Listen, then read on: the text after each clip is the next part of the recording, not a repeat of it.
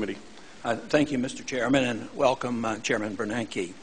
I am very pleased to be here today as the ranking member, and in the midst of the great optimism of monetary policy and how the economy is doing, I still have some concerns. And of course, one of my long-term goals has always been to emphasize maintaining the integrity of the monetary unit, rather than looking superficially at some of our statistics. But I also share the concern of the chairman of the committee of our responsibilities for oversight and your interest as well, Chairman Bernanke, on having the transparency that I think we all desire. Transparency in monetary policy is a goal we should all support. I've often wondered why Congress has so willingly given up this prerogative over monetary policy. Congress, in essence, has ceded total control of the value of our money to a secretive central bank. Congress created the Federal Reserve, yet it had no constitutional authority to do so.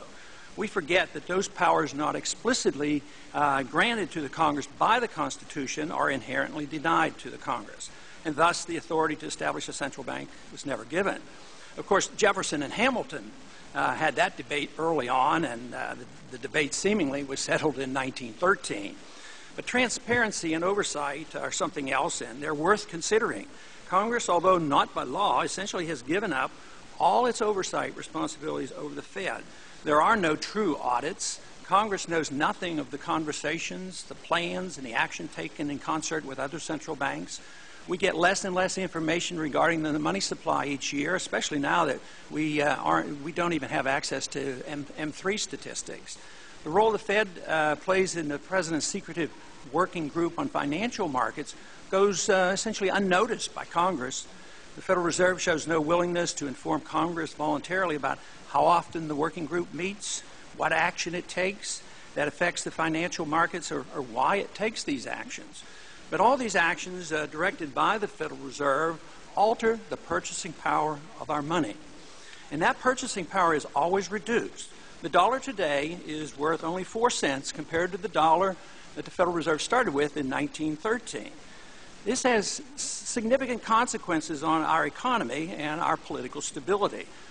All paper currencies are vulnerable to collapse, and history is replete with examples of great suffering caused by these collapses, especially to the nation's poor and the middle class. This can lead to political turmoil as well. Even before a currency collapses, the damage done by a fiat system is significant. Our monetary system insidiously transfers wealth from the poor and the middle class to the privileged rich. Wages never keep up with profits on Wall Street and the banks, thus sowing the seeds of class and discontent. When economic trouble hits, free markets and free trade are often blamed, while the harmful effects of a fiat monetary system are ignored. We deceive ourselves that all is well with the economy and ignore the fundamental flaws that are a source of growing discontent among the various groups. Few understand that our consumption and apparent wealth is dependent on a current account deficit running at approximately $800 billion a year. This deficit shows that much of our prosperity is based on borrowing rather than a true increase in production. Statistics show year after year that our productive manufacturing jobs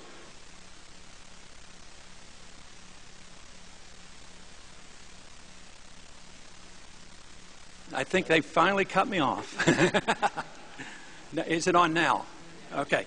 This phenomenon is not seen as a consequence of the international fiat monetary system, where the United States government benefits as the issuer of the world reserve currency. Government officials consistently claim that inflation is in check at barely 2%, but middle-class Americans know that their purchasing power, especially when it comes to housing, energy, and medical care and school tuition, is shrinking much faster than at 2% per year. Even if prices are held in check, in spite of our monetary inflation, concentrating on the CPI statistics distracts from the real issue. We must address the important consequences of the Fed manipulation of interest rates. When interest rates are artificially low, below market rates, insidious malinvestment and excessive indebtedness inevitably brings about the economic downturns that everyone dreads.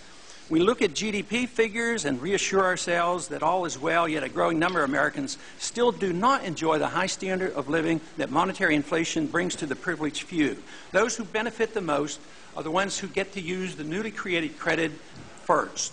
The gentleman's time has expired. If the gentleman would come to a conclusion. Okay, I will yield back.